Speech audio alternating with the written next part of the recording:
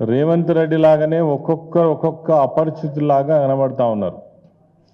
మాట్లాడే మాటలకు వాళ్ళు చేస్తున్నటువంటి చేతలకు ఎక్కడ కూడా పొంతన కనబడట్లేదు.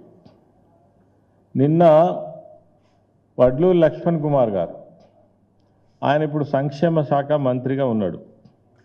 ఏమంటాడంటే తెలంగాణ రాష్ట్రంలో గురుకుల పాఠశాలలన్నీ అద్భుతంగా ఉన్నాయని చెప్తా ఉన్నాడు. చూస్తుంటే మనకు ఆశ్చర్యం అనిపిస్తూ ఉన్నది. లక్ష్మణ్ కుమార్ గారికి నేను ఒక ఆఫర్ ఇస్తున్నా.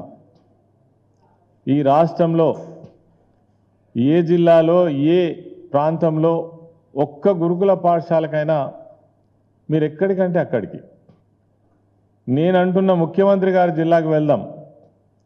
అక్కడనన్నా ఒక గురుకుల పాఠశాలలో సరైనటువంటి వసతులు ఉన్నాయని అంటే ఇక అది ప్రజాక్షేత్రంలో తేల్చుకుందాం. ఇప్పుడు జరుగుతున్న సంఘటనలన్నీ కూడా నిదర్శనం కాదా? మీ కళ్ళు కనబడతలేవా? ఏ గురుకుల పాఠశాలలో చూసినా విపరీతమైనటువంటి సమస్యలతో సతమతం అవుతున్నారు. నిన్న నువ్వు మాత్రం గురుకుల పాఠశాలలు అద్భుతంగా ఉన్నాయని చెప్తివి. చెప్పేదానికి చేసేదానికి వాస్తవ పరిస్థితికి ఎక్కడైనా పొంతన ఉన్నదా?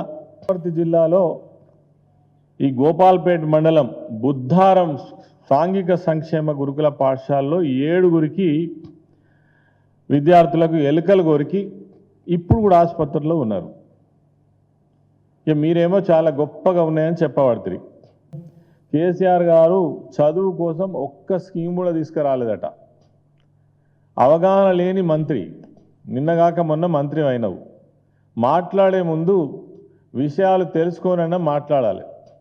అసలు గురుకుల పాఠశాల వ్యవస్థ గురించి కానీ విద్యా రంగం గురించి కానీ ఈ రాష్ట్రంలో తీసుకున్నటువంటి కొత్త స్కీమ్స్ కానీ అనేక ఇన్నోవేటివ్స్ కానీ దేశంలో ఏ రాష్ట్రంలో కూడా ఏ ముఖ్యమంత్రి తీసుకున్నటువంటి విషయం నీకు అర్థం కాకపోతే మేము ఏం చేయలేం.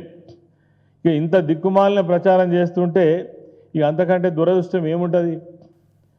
2014లో కేవలం 284 పేరుకు మాత్రమే ఉన్నటువంటి గురుకుల పాఠశాలలు ఉండే.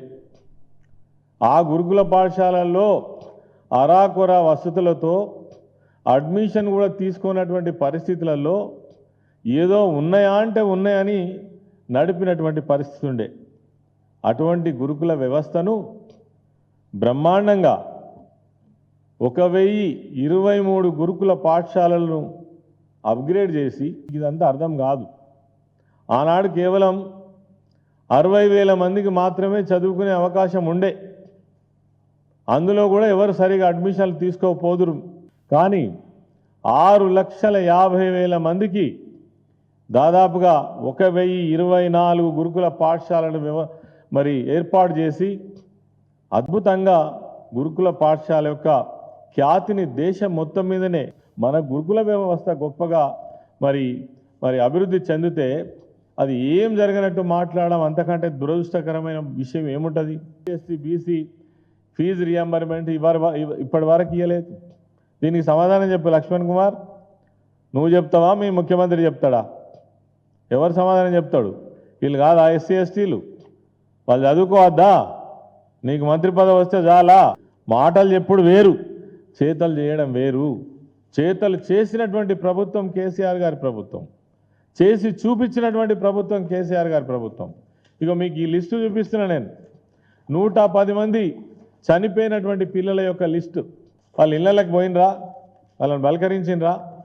ఎప్పుడైనా అయ్యో ఎందుకు జరిగింది, ఇది మా వల్లనే కదా జరిగింది, మేమే బాధ్యత వహించాలి కదా, కుటుంబాలను ఆదుకోవాలి కదా అనేటువంటి ఆలోచన కూడా చేయనటువంటి మీరు ఇలా హరీష్ రావు గారి గురించి